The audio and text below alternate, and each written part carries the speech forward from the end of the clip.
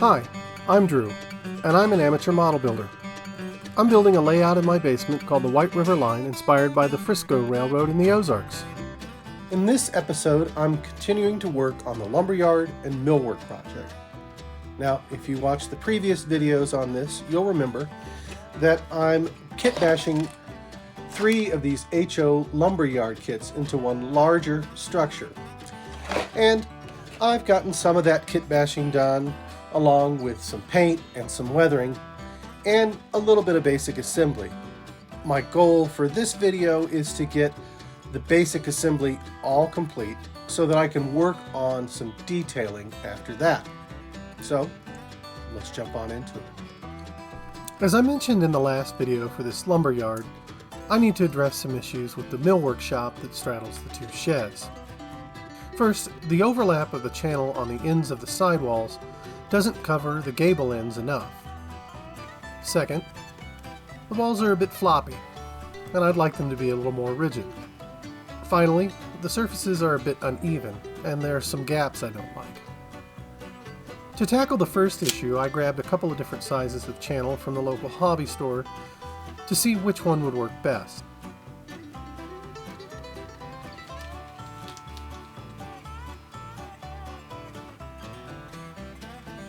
I'll get to the other issues in due time, but for now I got to work.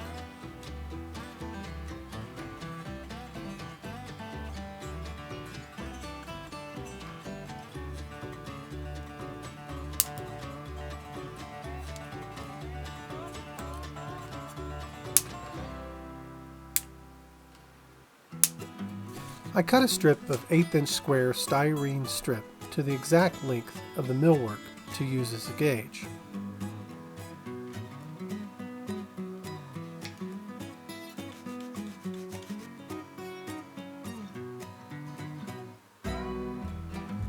Then I cut off the channel and extensions, leaving just the bank of windows. To deal with the floppiness of these pieces, I added a bit of that 1/8" strip to the bottom.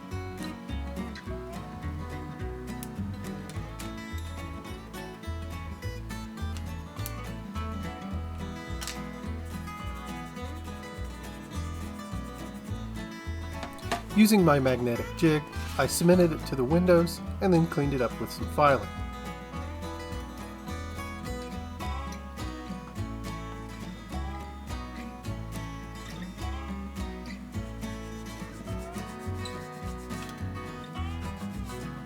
I need to add the channels to the side of the windows, so I laid down the length of styrene I cut for sizing in the magnetic jig and lined up the channels.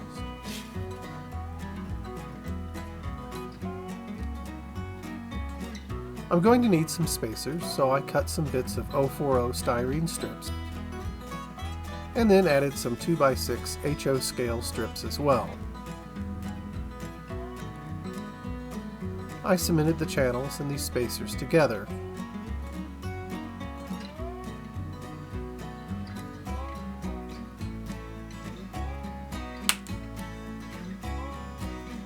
I filed the joints smooth before moving on. Next, I glued these sides to the banks of the windows.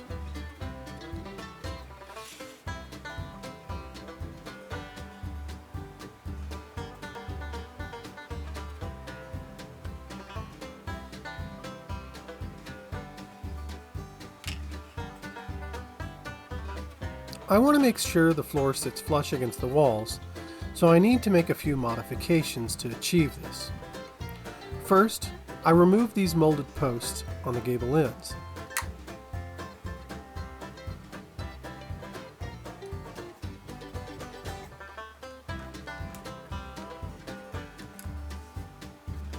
Also, because of the 1/8" strips I added for rigidity on the walls, I need to modify the joists on the bottom of the floor so it will overlap them.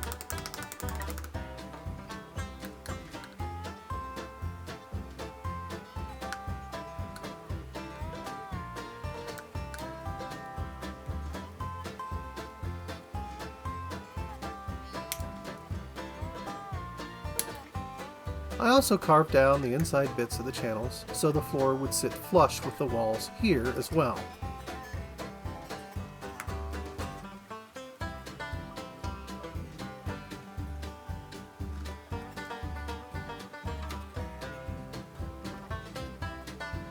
Finally, I trim the floor to size on one end. I'd made it a bit too long.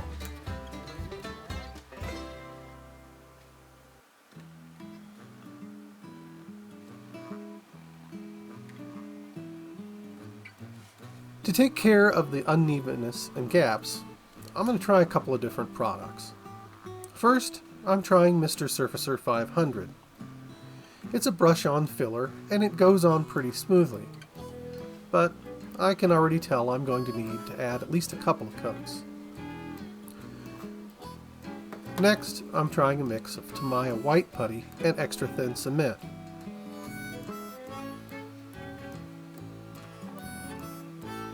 It does not brush on as easily, and it gets a bit junky on the brush.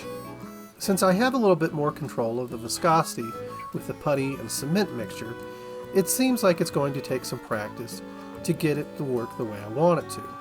But that also means I can probably adjust that consistency depending on different needs. The putty is also a bit more difficult to clean up. The Mr. Surfacer cleaned up easily with a bit of isopropyl alcohol. The Tamiya putty requires a stronger solvent. More thin cement seemed to work well on the brush, and a bit of acetone cleaned up my palette pretty well. I don't like to bring acetone to my workbench though. It is quite aggressive, and there's always some risk I'll damage my work with an inadvertent spill or other mistake. Once dry, I sanded the pieces. Both the Mr. Surfacer and the Tamiya putty sanded quite well. Like I said, I'm going to need to do another coat or two of the Mr. Surfacer, but the Tamiya putty fills quite well, and this piece is ready for paint. Well, after a bit of cleaning. I applied a bit of Israeli sand gray primer.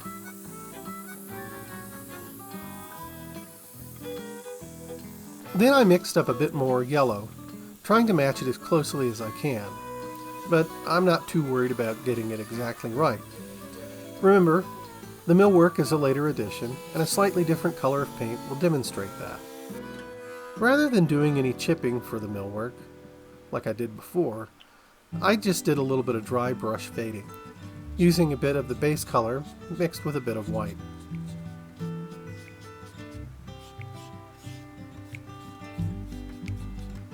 After a little filing and scraping, I'm ready to assemble. I used CA glue and applied it with an old airbrush needle.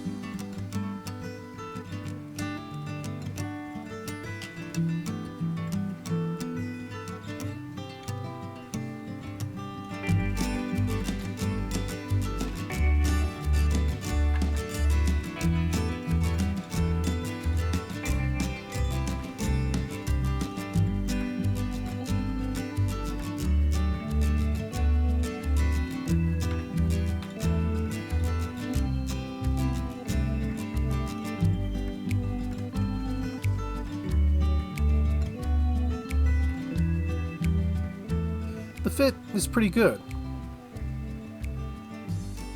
However, I'm concerned about stability. There isn't a whole lot of gluing surface to keep this whole thing together. The back end is especially bad. But there isn't much up front either.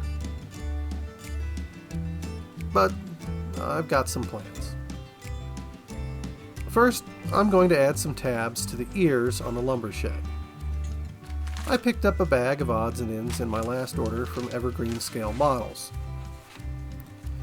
Nothing in here is marked with its size, but I'm pretty sure this sheet is 040 thickness.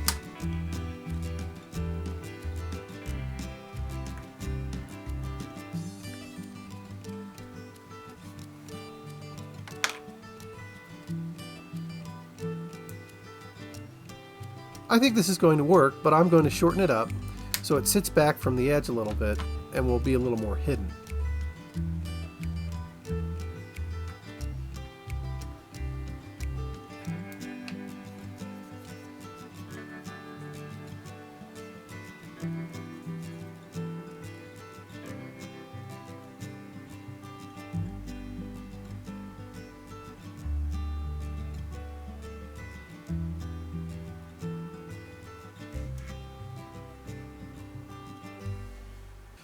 That takes care of these corners, but I have even less gluing surface on the corner that comes to the middle of the larger shed.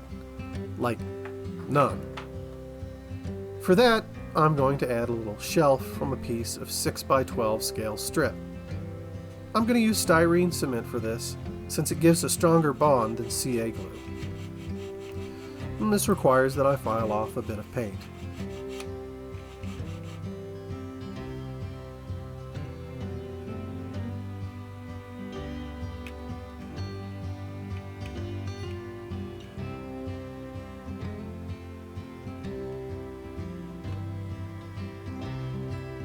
I let these pieces cure overnight, and then I painted them with a little bit of Israeli sand gray primer.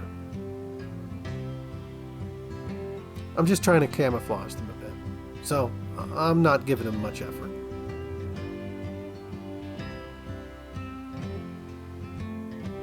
Now is the moment of truth. Let's get the millwork installed.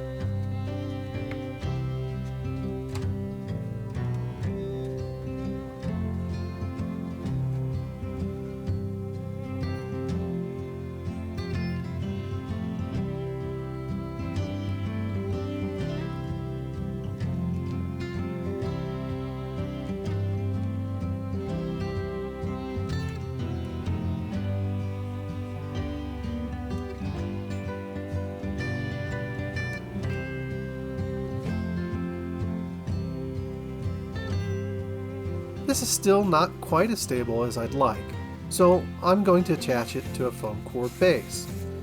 But first, I'm going to cut out a slot in the middle.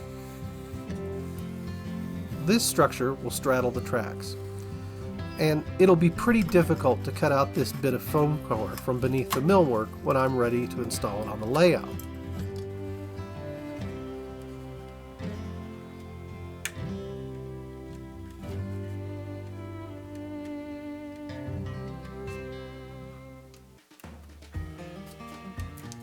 Next, I'm going to modify the roofs for these buildings, starting with the roof for the short shed. For that, I need to cut a long notch to accommodate the millwork.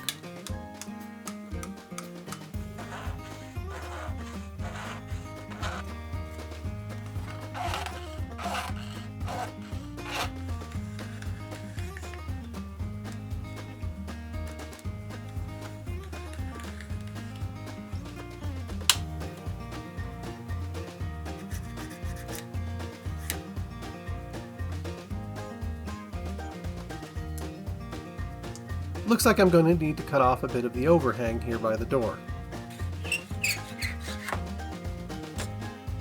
For the roof of the long shed, I started by shortening up one of the roofs to match up with the back wall of the millwork.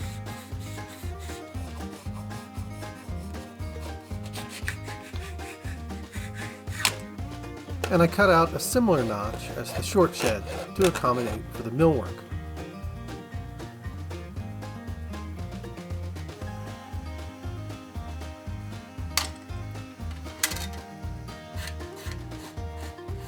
Then I cut the last bit of roof to the correct length to butt up against the other one.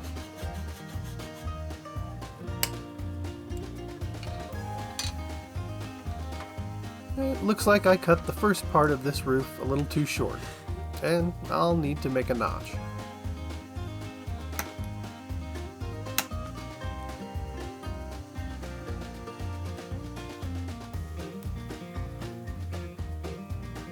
Well, this isn't lining up quite right.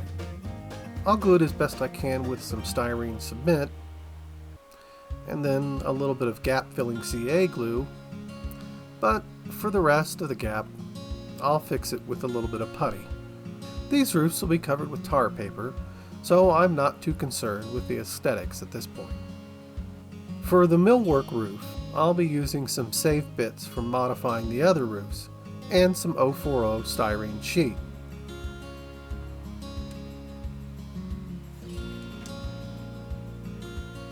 I don't really do a lot of measuring. I try to get things to line up with what I've already built, and a lot of times that's a more precise way of doing it.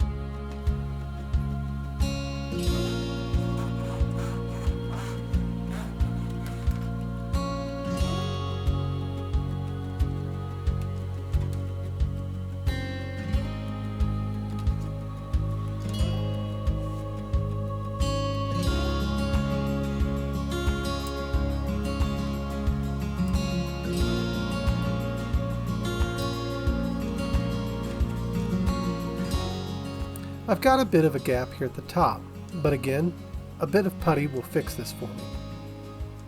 With the base assembly mostly done for the sheds and the millwork, I turned my attention to the office building. I assembled the walls first.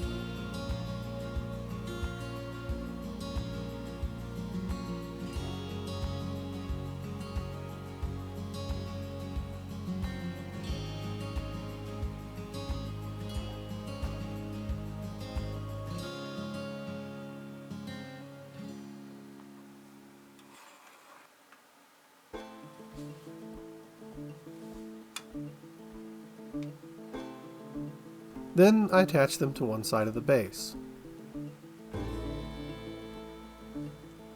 A little bit of weight helps keep the parts in place as the glue dries. I slipped in the porch piece that I scratch built, and then attached the other half of the base.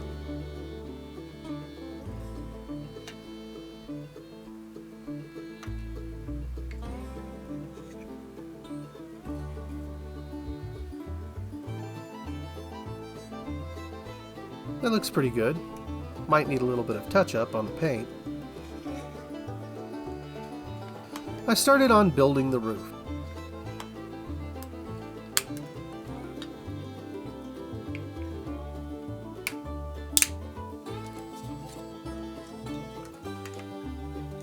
Now, if you follow me on social media, you might have seen that I had a bit of an accident with my X-Acto knife, and I sliced my finger pretty badly.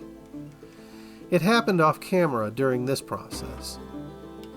So, while I wait for my finger to heal, I'm going to take a pause on the office roof and work on the gaps on the other roofs and fill them with putty. You can find me on Instagram and Facebook, and those links are below along with a list of the tools, supplies, and resources I use. Clicking on the like button is the easiest way to support my videos, and subscribing is even better. Well, I'm not quite sure what I'll be up to next. I've got a few things in mind, and I just need to decide what I want to do. But whatever it is, please join me again next time as I continue modeling the White River Line.